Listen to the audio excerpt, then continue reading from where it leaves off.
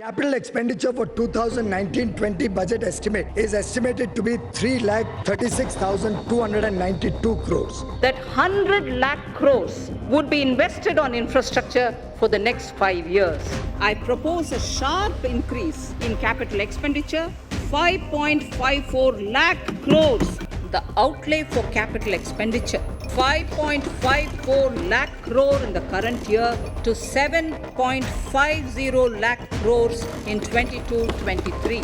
The capital investment outlay is being increased steeply by 33% to 10 lakh crores. ये सारा हमारे देश का कैपिटल एक्सपेंडिचर है, यानी कि वो खर्चा जो road, dam, bridges, airports, railway station बनाने पे किया जाता है। पर इतना ज़्यादा खर्च हमारे देश में एक साल में इतना ज़्यादा पैसा सिर्फ इसी चीज़ पे क्यों लगाया जा रहा है? और भी तो ज़रूरी काम है, हॉस्पिटल्स, शिक्षा, गरीबी, कानून, किसान और पता नहीं क्या क्या। और वो भी ये सारा खर्चा हम तब कर रहे हैं जब पूरी दुनिया में कोविड आया हुआ है, जब पूरी दुनिया रिसेशन से जूझ रही है और हम इन चीज़ों पे इतना खर्च कर रहे हैं। क्यों? ये सारा एक वेस्ट ऑफ मनी है, गलत तरीके से पैसों का यूटिलाइजेशन है, या फिर ये सारी चीज़ें इंफ्रास्ट्रक्चर बढ़ाने से अपने आप सही हो जाती हैं। तो कैसे हैं आप सब? मेरा नाम है दीपक त्रिपाठी और आज की इस वीडियो में हम गवर्नमेंट के द्वारा किए गए इंफ्रास्ट्रक्चर पे खर्चे की एनालिसिस करेंगे। ये समझेंगे कि ये खर्चा जरूरी था करना या नहीं, जरूरी था तो कितना था, इससे बाकी चीजों पर क्या फर्क पड़ता है, और क्या ये एक रीजन था कि इंडिया में रिसेशन नहीं आया, और एक गरीब या मिडिल क्लास आदमी को क्या समझने की जरूरत है इस खर्चे से। चलिए चिंपलों को।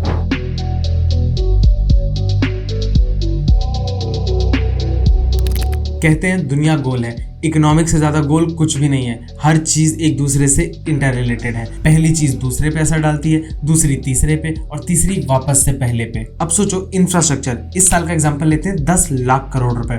इससे रोड्स बनेंगे, डैम्स बनेंगे, bridges, sea port, airport, water management, waste management होगा। इसके लिए लोग चाहिए होंगे, ऑफिसर्स, इंजीनियर्स से लेकर लेबर्स तक। और ये प्रोजेक्ट जब चालू होते हैं तो इन्हें कंप्लीट होने में काफी टाइम लगता है। मुंबई वालों से पूछो मेट्रो, जोक सपाट, इससे एक लंबे टाइम का एम्प्लॉयमेंट होता है। फिर रॉ मटेरियल और बाकी चीज़ों को खरीदने के लिए हम दूसरी कंपनीज के पास जाएंगे, सीमेंट, स्टील, टेक्नोलॉजिकल इक्विपमेंट। उस कंपनी के पास ज़्यादा डिमांड आएगी, वो कंपनी उस डिमांड को पूरी करने के लिए और हायरिंग करेगी, और लोगों के पास पैसा आएगा, वो घर जाके कहीं और किसी चीज़ पे खर्च करेंगे, उन लोगों के पास पैसा आएगा। उसके बाद जब ये सारे प्रोजेक्ट्स बन के कंप्लीट होंगे, रोड्स, ब्रिजेस, डैम, एयरपोर्ट, सी पोर्ट, तब बिजनेसमैन और एम्प्लॉयज़ अपना काम ज़्यादा स्मूथली कर पाएंगे, क्योंकि चीज़ें आसान हो जाएंगी, रिसोर्स आसान हो जाएगा। उससे क्या होगा? और पैसा जनरेट होगा, और एम्प्लॉयमेंट जनरेट होगी, और ये पूरा एक साइक्लिक प्रोसेस बन जाता है।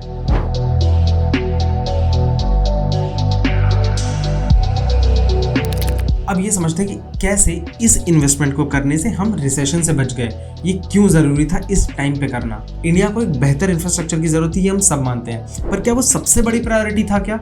रिसेशन कैसे आता है, सबसे पहले मैं वो समझा देता हूँ। जब किसी देश में, किसी कंपनी में या किसी इंडस्ट्री में किसी भी कारण की वजह से डिमांड कम हो जाती है, यानी लोग उस कंपनी की, उस देश की या उस इंडस्ट्री की चीज़ें कम खरीद रहे होते हैं, कारण कुछ भी हो सकता है, तो उन्हें मजबूरन अपने यहाँ काम कर रहे लोगों को निकालना पड़ता है नौकरी से, क्योंकि कमाई कम हो रही है और खर्चे वो ज़्यादा नहीं कर सकते। अब जिन लोगों को निकाला गया है जॉब से, वो जब घर जाएंगे वो अपनी रोज़मर्रा की चीज़ों में कम खर्च करेंगे, क्योंकि अब उनके पास जॉब नहीं है। जिन लोगों के पास अब वो खर्च कर रहे हैं, उनके पास वापस से कम पैसा आ रहा है, तो अब वो अपने पास काम कर रहे लोगों को जॉब से निकालते हैं। बताया ना, इकोनॉमिक्स गोल है। जब इस तरीके से पूरे देश में बिल्कुल पैसा नहीं बन रहा होता, उसे रिसेशन कह देते हैं। पर इसका सोल्यूशन क्या हो सकता है?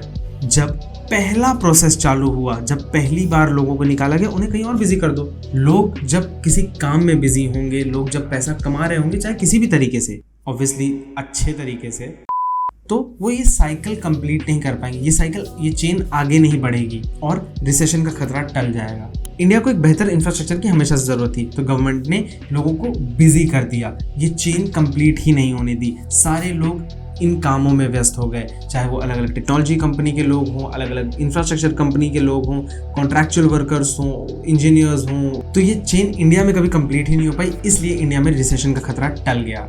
हाँ, हमें अच्छा इंफ्रास्ट्रक्चर साथ में ज़रूर मिला। अच्छा, मैं यहाँ पे जो जॉब्स और एम्प्लॉयमेंट की बात कर रहा हूँ वो मैं सरकारी जॉब्स की बात नहीं कर रहा हूँ या मैं उन कंपनीज की बात नहीं कर रहा हूँ जिनके काम बाहर होते हैं। मैं एक मेजॉरिटी पॉपुलेशन के बारे में बात कर रहा हूँ। वेस्टर्न कंट्री में ये चीज़ें काम नहीं करी क्योंकि वहाँ पे चीज़ें ऑलरेडी बनी हुई हैं। वहाँ पे इसीलिए कॉन्ट्रैक्चुअल वर्कर्स, लेबर्स की पॉपुलेशन इतनी कम है क्योंकि वहाँ पे स्कोप नहीं है। तो गवर्नमेंट के पास कुछ ऐसा था नहीं जहाँ पे वो उस चेन को ब्रेक कर सके। ये एक बहुत बड़ा कारण है कि आज भी बाहर के देशों में एक इकोनॉमिक स्लोडाउन चल रहा है, पर इंडिया अपनी ग्रोथ पे काम कर रहा है। अब थोड़ी फ्यूचर की बात कर लेते हैं। मैंने कुछ दिन पहले अपनी इस शॉर्ट वीडियो में बताया था कि कैसे मॉर्गन स्टैनली ने इंडिया को नंबर 1 रैंक किया है एज एन इमर्जिंग मार्केट। अब होता क्या है ना कि जो मैंने बताया ये पूरी दुनिया को दिखता है, ऐसा मैं कुछ नया नहीं जानता हूँ।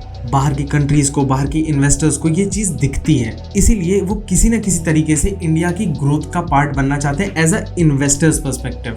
अगर हम सिर्फ स्टॉक मार्केट की बात करें तो सिर्फ 3 महीने अप्रैल में और जून में बाहर के इन्वेस्टर्स ने इंडियन स्टॉक मार्केट में $10.5 बिलियन से ज़्यादा इन्वेस्ट किया है, जो कि रफली अराउंड 87,000 करोड़ होता है सिर्फ 3 महीने में। और ये पूरी ग्रोथ और आने वाली इन्वेस्टमेंट भी इसलिए हो रही है क्योंकि पूरी दुनिया को लग रहा है कि हम रिसेशन प्रूफ हैं और हमें भी बहुत ग्रोथ का स्कोप है। इसलिए इंडिया में इन्वेस्टमेंट्स होती चली जा रही हैं, इंडियन स्टॉक मार्केट ग्रो कर रहे हैं, इंडिया का इंफ्रास्ट्रक्चर ग्रो कर रहा है, इंडिया में जॉब्स ग्रो कर रही हैं। आप किसी भी कंस्ट्रक्शन कंपनी को देख लो, फ्लरिश कर रही हैं। रीज़न सिर्फ यही है। हाँ, उससे हमारा बहुत भला हुआ कि हमें अच्छी रोड्स मिल गई। तो यार इतना था इस हफ्ते की वीडियो के लिए। आई होप आपको पसंद आया होगा। ये कंटेंट थोड़ा डिफरेंट बनाने की कोशिश की थी मैंने इस बार, ताकि आपको इकोनॉमिक्स के बड़े से बड़े कॉन्सेप्ट में बहुत आसानी से समझा सकूं और आप ये समझ सको कि गवर्नमेंट या कोई भी एजेंसी जब कोई स्टेप लेती है तो उसके पीछे कितने थॉट्स होते हैं। वीडियो पसंद आए तो वीडियो को लाइक कर देना, चैनल को सब्सक्राइब कर लेना और हम मिलते हैं आपसे नेक्स्ट वाली वीडियो में। Bye bye.